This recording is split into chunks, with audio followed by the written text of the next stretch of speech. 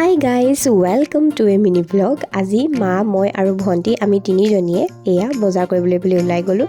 আচলতে আমি বহুত দিনৰ পৰাই যাম বুলি ভাবি আছিলোঁ, কিন্তু যোৱা হোৱা নাছিলে আৰু আজি ফাইনেলি হ'ল। আমি দুজনীয়ে মুঠে গৈ পাই চিধা আমি পুতলাখিনিৰ ওচৰলৈহে গৈছোঁ। মানে কি ল'ম কি নল'ম একদম পাগলা হৈ গৈছিলোঁ, মানে ক'বই পৰা নাই কিমান দিন যে ওলাই যোৱা নাই।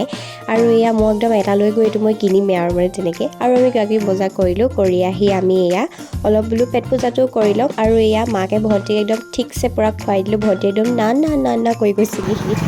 কোন তুমি? মই পংকি ভনীয়েক মগুন ত্যাগী বায়েক। মা গৈছে মিঠাই কিনিবলৈ আৰু আমি দেখিছোঁ বহুত ঠাণ্ডা ৰাতি। এইটো চাওক।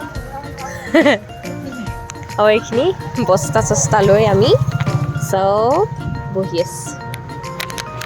আৰু ঘৰলৈ অহাৰ পাছত এনেকুৱাই কিবা এটা খাবলৈ মন গ'ল।